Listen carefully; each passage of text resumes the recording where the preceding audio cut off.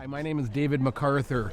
I moved to Brainerd in approximately 1984, not knowing that the original David MacArthur, who came over here from Scotland in about 1834, moved to Brainerd in 1850. So this was about 1998. I start putting these pieces together. I had talked with the Pete Humphrey, when I first moved to Brainerd, and he told me that you come from royalty. He said, you've got rich stock. At the time, I had no idea what Pete was alluding to. Well, now I know that Pete was talking about David MacArthur, who had a son whose child married a Morrison, who of Alan Morrison and John Morrison fame from the crowing trade from the village of Crow Wing. Clem Bolio was one of the first traders there to operate on a big scale. Clem Bolio's brother, Paul Houdon Bolio, had a son. His son married David MacArthur's. He had a son who fathered a baby with an Indian woman. And that baby married one of David MacArthur's sons. So I'm related to the Bolios too.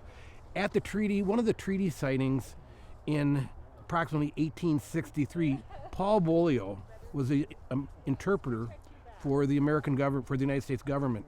One of the signing chiefs was Wabajig. Wabajig was the father of that girl who, with Paul Bolio's son, made the connection of Emma Marie Bolio, who was my great-grandmother. That's a hard track to follow. One of the things that took so long for me to figure this out was the use of the first name Clement. Basil Houdon Bolio from Madeline Island had a bunch of kids. One of them was Paul Bolio, as I mentioned. One of them was Clem Bolio. Clem Bolio had children. He called some of them Clem, also Clement. Paul Bolio had kids. He called him Clement Bolio. Who did Emma Marie Bolio end up marrying? Clement MacArthur. Oh my word. And to try and put these pieces together took years and a lot of genealogy homework. And the trees are very accurate that we've followed now. I've been in touch with a very well-known American Indian professor. His name is David Bolio. We can track back to his great-great-grandfather is Paul Bolio and Clements Bolio, brother Robert. And we can track it all the way back.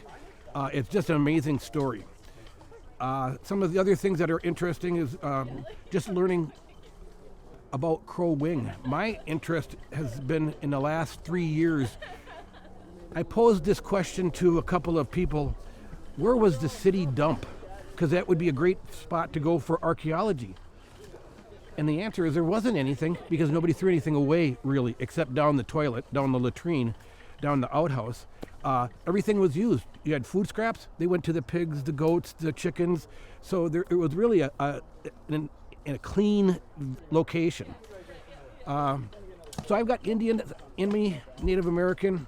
I've got the Scottish, because that's where David MacArthur came from. So this is what Pete Humphrey was talking about when he said you come from rich stock. Another thing, David MacArthur, he was a fur trader, correct, David? Before he became a farmer in your Crow Wing? He worked for the American Fur Company. Sure.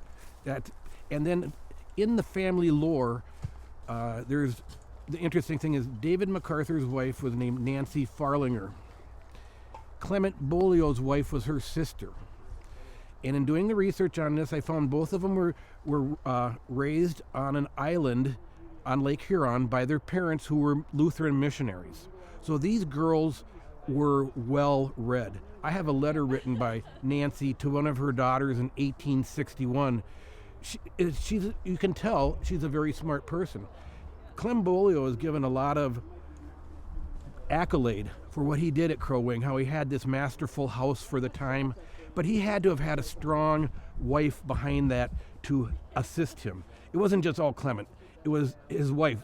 And so in the family notes, it says that Nancy wanted to move to Crow Wing to be with her people.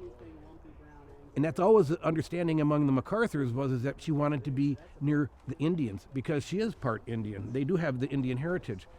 I'm convinced it doesn't mean that she wanted to be around her Indian relatives. She wanted to be around her sister, her nieces and nephews.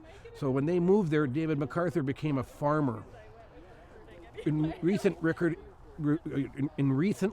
some notes I've read, the MacArthur house was located on the west side of the train tracks. He had a 2-story house, and he had a really large barn because he housed part of the animals the horses that would run the stagecoach up to Brainerd and back. So he had a farm where Clement was a trader. We could go today, 2 weeks ago today, I was over at Crow Wing State Park and was shown the location of Hole in the Day's residence near this park. Well, it's actually on the park's property.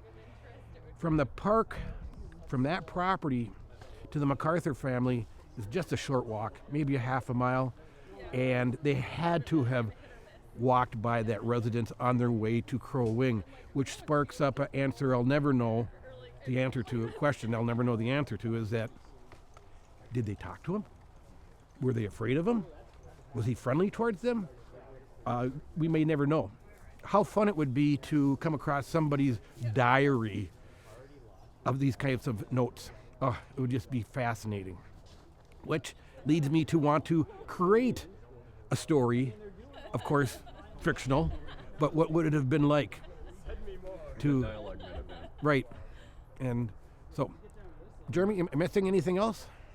This team has also worked at Snake River, where John Sayer's fort is. You're descended from John Sayer through, forgive me, but I think it might be Paul Bolio's wife was descended, I believe. She was a Fairbanks, Yep. and she was a descendant from the Sayer family. I just, talk much about that, but you have a very incredible family tree with some amazing Minnesota history connections, which I continue to be in awe of. And thank you for sharing that with me. But do you have any comments on just that connection? Even though it's outside the Sentinel landscape, it's still a really important location within the Minnesota frontier. The thing that I'm still learning, and I will until I pass, is that how complex the trading system was. We think of it as being very crude and primitive. No, they're trading all over the country.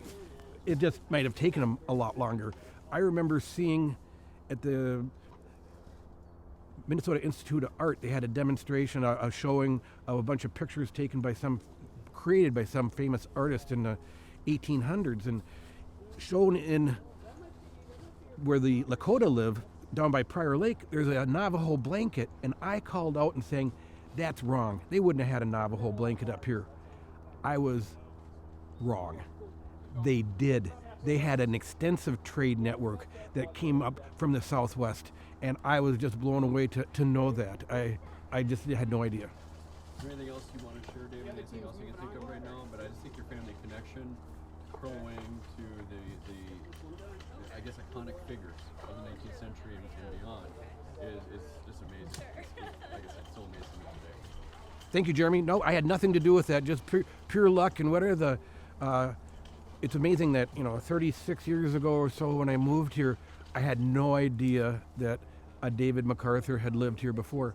And so I just continue to keep opening up things and dig in more and more.